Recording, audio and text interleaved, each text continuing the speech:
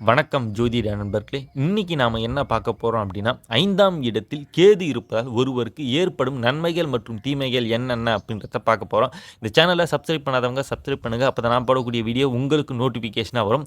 ஏற்கனவே லக்னத்திலிருந்து 4ஆம் வீடு வரை கேது இருப்பதால் ஒருவருக்கு ஏற்படும் நன்மைகள் மற்றும் தீமைகள் என்னென்ன அப்படின்றத தனித்தனி வீடியோவாக போட்டுருக்கேன். ஸோ அதை பார்க்காதவங்க போய் பார்த்துருங்க. இன்னைக்கு 5ஆம் வீட்டில் கேது இருப்பதால் ஏற்படும் நன்மைகள் மற்றும் தீமைகளை பற்றி பார்க்க போகிறோம். சரி, 5ஆம் இடம் என்பது ஒருவருடைய ஞாபக சக்தியை குறிக்கிற இடம். இந்த இடத்துல இருக்கிற கேது விஞ்ஞானத்தையும் தாண்டி மெய்ஞானத்தை உணர வைப்பவராக இருப்பார் இந்த கேது பகவான். கேது இந்த இடத்துல இருக்கிறதுனால ஒரு பிரச்சனை இருக்குது. அது என்ன, அவங்க மூட நம்பிக்கைகளை பார்த்தீங்கன்னா மூழ்கிறவங்களா இருப்பாங்க அப்படின்னு சொல்லிடலாம்.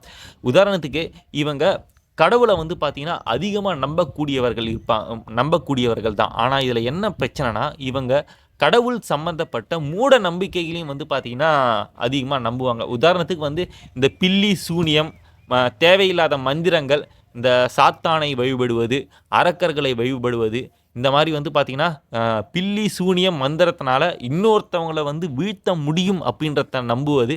அப்படி இல்லைனா நமக்கு யாராவது பில்லி சூனியம் வச்சிட்டாங்களோ, மற்றவங்க பார்த்தீங்கன்னா கடவுள்கிட்ட நம்மளை பற்றி தப்பு தப்பாக ஏதாவது வேண்டியிருப்பாங்களோ, தேவையில்லாத முற்பிறவி, அதுக்கப்புறம் பார்த்தீங்கன்னா இந்த நமக்கு அடுத்து வர பிறவி, அதாவது அடுத்த பிறவி, இந்த மாதிரியான மூட நம்பிக்கைகளை பார்த்தீங்கன்னா அதிகமாக நாட்டம் கொண்டவர்களாக இருப்பாங்க. உண்மை இருக்குது தான், முற்பிறவி இருக்குது, அதுக்கப்புறம் பார்த்தீங்கன்னா அடுத்த பிறவின்லாம் இருக்குது தான். நான் அதை இல்லைன்னு சொல்லலை. பட் ஆனால் பார்த்தீங்கன்னா அதையே நினச்சிட்டு இருக்கக்கூடாது. சரிங்களா? ஸோ அதுதான் ஒரு பிரச்சனை. சரிங்களா? எப்போவுமே அதையே நினச்சிட்டு இருந்தால் அது பார்த்தீங்கன்னா ஒரு மனநோயை தான் உருவாகும். சரிங்களா? இந்த மாதிரியே தேவையில்லாமல் நமக்கு யாராவது கெட்டது நினச்சிட்டாங்களோ, நமக்கு கூட இருக்கிறவங்களே பார்த்தீங்கன்னா கெட்டது நினைக்கிறாங்க அப்படின்ற நம்பிக்கைகளை பார்த்தீங்கன்னா தேவையில்லாமல் எந்த ஒரு ஆதாரமும் இல்லாமல் இந்த மாதிரி நினைக்கிறதே பெரிய தப்பு. சரிங்களா? அதை நிச்சயமாக இந்த ஜாதகர்கள் மாற்றிக்கணும் அப்படின்னு சொல்லலாம். கேது 5ல் இருப்பதனால குழந்தைகள் பார்த்தீங்கன்னா நன்மைகள் இருக்காது. சரிங்களா? அவங்க நமக்கு நன்மைகள்லாம் எதுவுமே செய்ய மாட்டாங்க அப்படின்றத ஒழுங்காக உணர்ந்தவங்களாக இருக்கும். சில பேருக்கு பார்த்தீங்கன்னா குழந்தைகளே இருக்காது. அப்படி இருந்தாலும் ஒரே ஒரு குழந்தையோட நிப்பாட்டியிருப்பாங்க. சரிங்களா? ஸோ இந்த மாதிரியான பிரச்சனைகளை பார்த்தீங்கன்னா 5ஆம் இடத்துல இருக்கிற கேதுவால் நிச்சயமாக ஏற்படும். அந்த குழந்தையும் பார்த்தீங்கன்னா எதிர்காலத்தில் நம்மளை காப்பாற்றுமா அப்படின்றதே பார்த்தீங்கன்னா ரொம்ப டவுட் தான். சில பெண்களுக்கு பார்த்தீங்கன்னா கருச்சிதைவு ஏற்படுறதுக்கான வாய்ப்புகள் ரொம்பவே இருக்குது அப்படின்னு சொல்லிடலாம். இதில் இன்னொரு விஷயம் சொல்ல வேண்டியது என்ன அப்படின்னா, 5ஆம் வீட்டில் கேது இருக்கும்போது உங்களுடைய குழந்தைகளுக்கு நீங்கள் எவ்வளவோ நல்லது செய்வீங்க. ஆனால் அவங்க நமக்கு நல்லதே செய்ய மாட்டாங்க. எந்த ஒரு எதிர்பார்ப்பும் இருக்கக்கூடாது. அதை பார்த்தீங்கன்னா எப்போவுமே ஞாபகத்தில் வச்சுங்க. நம்மளுடைய கடமை குழந்தைகளுக்கு என்னென்ன செய்ய வேண்டியமோ, என்னென்ன சொத்து பற்றி எழுதி தர வேண்டியதுமோ அதை எழுதி கொடுத்துருங்க. அவங்கக்கிட்ட இருந்து எந்த ஒரு நன்மையும் எதிர்பார்க்காதீங்க அப்படின்னு சொல்லிடலாம். 5ஆம் இடத்துல இருக்கிற கேதுவால் ஏற்படுற இன்னொரு பிரச்சனை என்னென்னா, இந்த வாட்ஸ்அப்பு, ஃபேஸ்புக்கு, சோஷியல் மீடியாவில் சொல்கிறது, யூடியூப்பில் சொல்கிறதுலாம் பார்த்தீங்கன்னா உண்மை அப்படின்ற ஒரு எண்ணத்தை பார்த்தீங்கன்னா இவங்க ஏற்றுப்பாங்க. சரிங்களா? அது உண்மை கிடையாது. ஒரு நாடகம்லாம் பார்த்தா கூட அந்த நாடகத்தில் வர மாதிரி நமக்கு ஏதாவது நடந்துருமோ அப்படின்றதெல்லாம் பார்த்தீங்கன்னா ரொம்ப சிந்திக்க ஆரம்பிச்சிருவாங்க. ஸோ அந்த மாதிரிலாம் சிந்திக்கிறத பார்த்தீங்கன்னா ரொம்பவே தவிர்த்துடுங்க.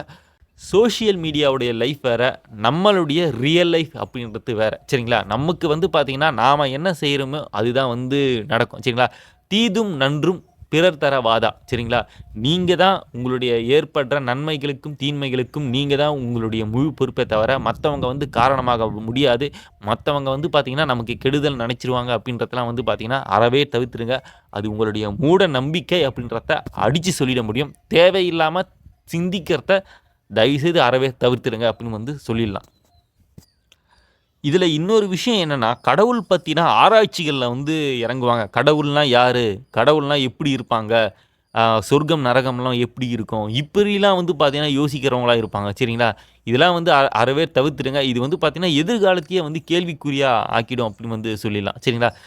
இந்த மாதிரியான எண்ணங்கள் பார்த்தீங்கன்னா உங்களுடைய வாழ்க்கையுடைய முன்னேற்றத்தையே பார்த்தீங்கன்னா தடுத்து நிறுத்தும். தேவையில்லாமல் இந்த மாதிரியான விஷயங்களில் நீங்கள் கான்சன்ட்ரேஷன் பண்ணும்போது உங்களுக்கு நிச்சயமாக பெரிய லெவலில் பிரச்சனை இருக்கும். எதிர்காலத்தில் பார்த்தீங்கன்னா கடனில் சிக்கிறது, அதற்கு பிறகு பார்த்தீங்கன்னா வீட்டோடைய பொருளாதாரம் பார்த்தீங்கன்னா படு பாதாளத்துக்கு போகிறது, இந்த மாதிரியான பிரச்சனைகள்லாம் ஏற்படும்.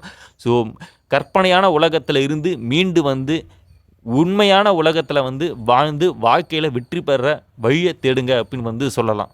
காதல் தோல்வியை சந்திக்க வைப்பதற்கான வாய்ப்புகள் ரொம்பவே அதிகமாக இருக்குது அப்படின்னு வந்து சொல்லலாம். 5ஆம் இடத்துல கேது இருந்தாங்கன்னா நிச்சயமாக காதலிக்கிறத அவாய்ட் பண்ணுறது ரொம்பவே நல்லது அப்படின்னு வந்து சொல்லலாம். அப்படியே காதலில் வந்து நீங்கள் உறுதியாக இருந்தாலும் உங்களுடைய அப்பா அம்மா வந்து சம்மதிக்காமல் இருக்கிறதுக்கான வாய்ப்புகள் ரொம்பவே அதிகமாக இருக்கும்.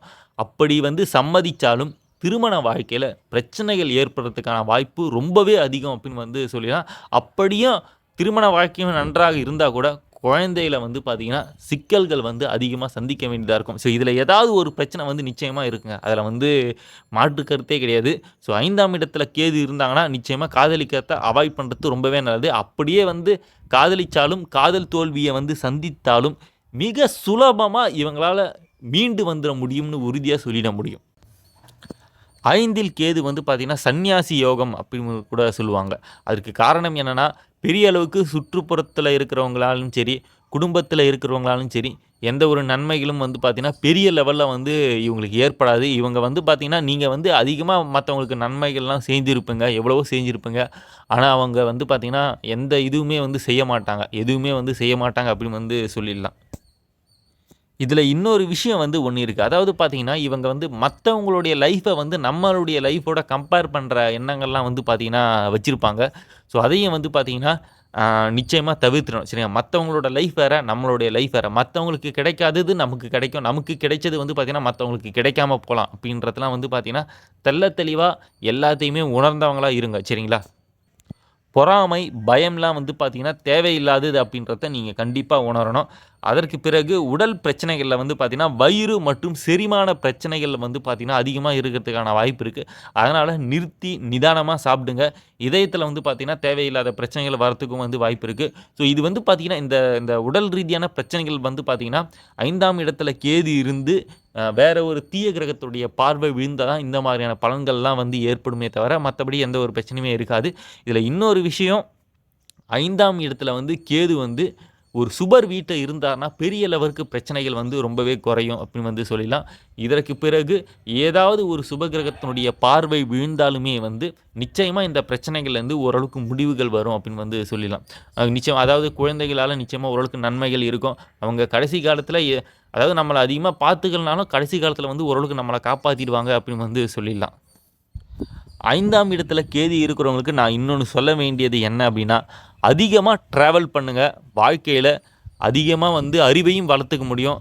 ஒரு நல்ல சந்தோஷமான நிலைமையும் வந்து பார்த்திங்கன்னா ஏற்படுத்தி கொள்ள முடியும் அப்படின்னு வந்து தெளிவாக சொல்லிடலாம். ஸோ ட்ராவல் பண்ணுங்கள். வாழ்க்கையில் நிச்சயமாக வந்து ஒரு சந்தோஷமாக இருக்கும். அதாவது இப்போ வீக்கெண்டு அதாவது பார்த்திங்கன்னா ஞாயிற்றுக்கிழமைனா ஒரு ஊருக்கு போங்க. சரிங்களா? வெளியே வந்து சுற்றி பாருங்கள்.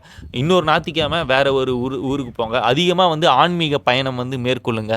ஸோ இதெல்லாம் வந்து உங்களுடைய வாழ்க்கைக்கு ஒரு நிம்மதியாக வந்து இருக்கும் அப்படின்னு வந்து சொல்லலாம். முடிவாக 5ஆம் இடத்தில் கேது இருப்பவங்களுக்கு நான் சொல்ல வேண்டியது இதுதான். மூட நம்பிக்கைகளை தயவுசெய்து நம்பாதீங்க. கடவுள் இருக்கிறாருன்றது உண்மைதான். மூட நம்பிக்கைகளை தயவுசெய்து வளர்த்துக்காதீங்க. மற்றவங்க வந்து நமக்கு சூனியம் வச்சுட்டாங்களோ, மற்றவங்க நமக்கு வந்து கெடுதல் நடக்கிறாங்களோ அப்படின்றத அறவே வந்து இந்த மாதிரியான எண்ணங்களை வந்து விட்டுருங்க. எதிர்மறையான சிந்தனைகளை வந்து முற்றிலுமாக ஒழித்து தள்ளுங்க. சரிங்களா? இதை வந்து பார்த்திங்கன்னா நீங்கள் எந்த காலத்துமே எதிர்மறையான எண்ணங்களை வந்து நீங்கள் வளர்த்துக்கிறது ரொம்ப தப்பு. புத்தகம் வந்து படிங்க. அது நேர்மறையான எண்ணங்களை வந்து பார்த்திங்கன்னா நிச்சயமாக உங்களுக்கு வந்து வழிவகுத்து கொடுக்கும். உதாரணமாக நாலடியார், திருக்குறள் இது போன்ற புத்தகங்கள்லாம் படிக்கும்போது உங்களுக்கு நேர்மையான சிந்தனைகள் வந்து பார்த்திங்கன்னா நிச்சயமாக வந்து வரும் அப்படின்னு வந்து சொல்லலாம். ட்ராவல் பண்ணுங்கள். சரிங்களா? அதிகமாக வந்து ட்ராவல் பண்ணுங்கள். வாழ்க்கையில் மிகப்பெரிய சந்தோஷத்தை வந்து நீங்கள் வந்து அடைவீங்க அப்படின்னு வந்து சொல்லலாம். பயணம் ஒன்றே நிச்சயமாக பெரிய பிரச்சனைகள்லேருந்து ஒருவரை வந்து மீட்டு வந்திருக்கு அப்படின்னு வந்து சொல்லலாம். அதற்கு பிறகு குழந்தைகளால் நமக்கு நல்லது நடக்கணும் அப்படின்றத தயவுசெய்து வந்து எதிர்பார்க்காதீங்க. உங்களுடைய குழந்தைகளுக்கு நீங்கள் என்ன செய்ய வேண்டியமோ அதை வந்து செஞ்சிடுங்க அப்படின்றத சொல்லி இந்த வீடியோவை முடிச்சிருக்கேன். ஓகே நண்பர்களே, உங்களுக்கு ஏதாவது டவுட்ஸ் கேட்கணும் அப்படின்றதுன்னு கீழே வந்து கமெண்ட் பண்ணுங்கள். நான் நிச்சயமாக ரிப்ளை பண்ணுறேன். நன்றி.